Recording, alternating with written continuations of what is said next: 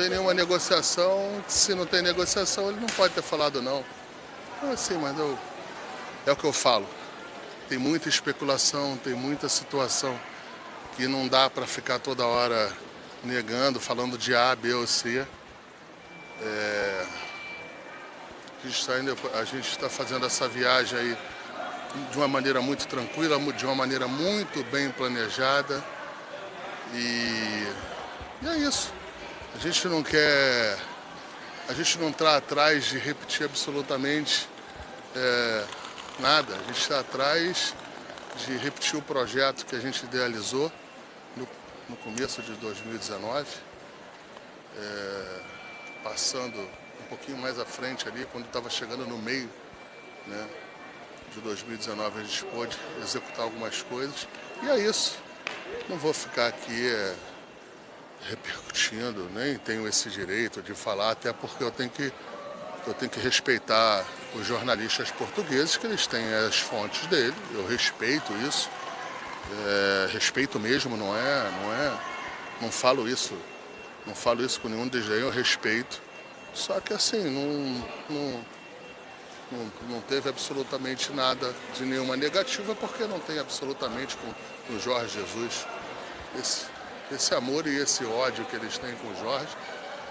Portugal e Benfica que tem que resolver. A gente no Flamengo, a estrutura do Flamengo, as pessoas aqui do Flamengo não tem nada a ver com isso. É uma loucura essa situação. Mas assim, foi dito que vocês conversaram. Não, eu respondi para você. Eu não tenho nenhuma negativa do Jorge. Já te respondi, você não vai me... Vamos para a próxima pergunta sobre o Jorge. Você não vai ficar aqui perguntando só sobre o Jorge Jesus, né? Não, jamais. Vamos lá então. Amanhã começam então as reuniões, o Spindel passou aqui e falou também que amanhã começariam as reuniões, hoje você embarca e já tem reunião então marcada. Sim, eu vou até aproveitar aí os telespectadores de você, das pessoas que acompanham vocês. De fato eu ia embarcar ontem com o Bruno, eu não tive condição para isso. A gente ia chegar 2 horas, o Bruno chegou hoje 2 horas da tarde, então o que a gente perdeu ou deixou de ativar em alguma reunião foi somente talvez um jantar que a gente tivesse hoje à noite. A gente não perdeu nada, a gente não atrasou nada, tudo é mentira, a gente não atrasou, não atrasou absolutamente nada. Então eu chego amanhã por causa do fuso horário, 6 horas da manhã, e a gente vai trabalhar esses dias aí para que a gente tenha os objetivos nossos traçados, cumpridos em Portugal.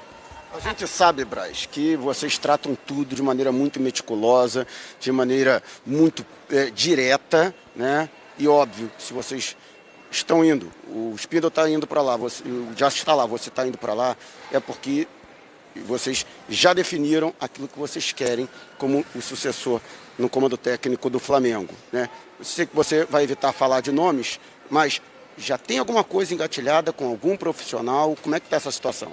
Não, é evidente que a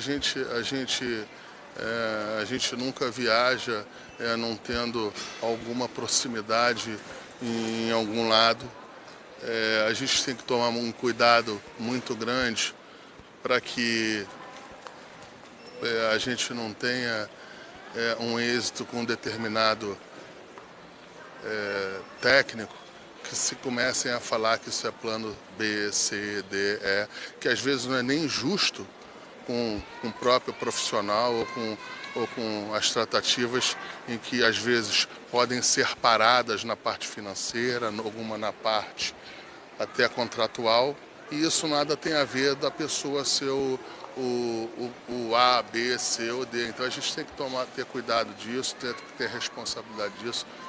O que eu posso falar para a torcida do Flamengo é que a gente está bem consciente, bem tranquilo dessa viagem para a gente contratar o profissional com tempo, com tranquilidade, da mesma maneira que a gente em 19 foi buscar o Jorge Jesus. Marcos, o Flamengo está ativo no mercado de transferências ou está aguardando a definição do novo treinador?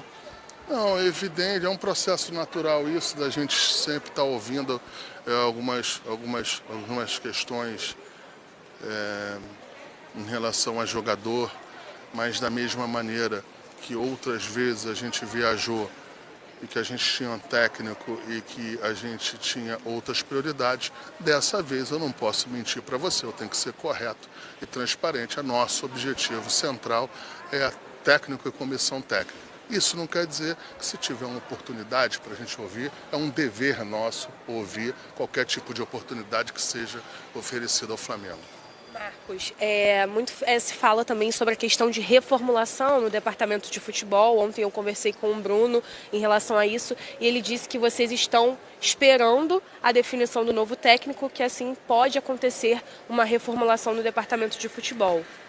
Sim, o que eu posso falar para você em si, essa pergunta é uma pergunta boa até para mim esclarecer alguns fatos.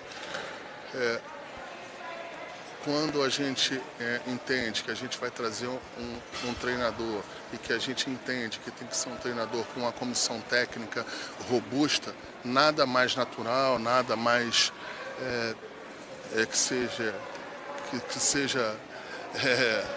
nada mais natural que a gente chegue com calma, com cautela, veja o que a gente pode fazer em relação de reformulação. Ela passa naturalmente pela vinda da comissão técnica nova e que a gente espera e que a gente está vendo em relação a ser mais robusta.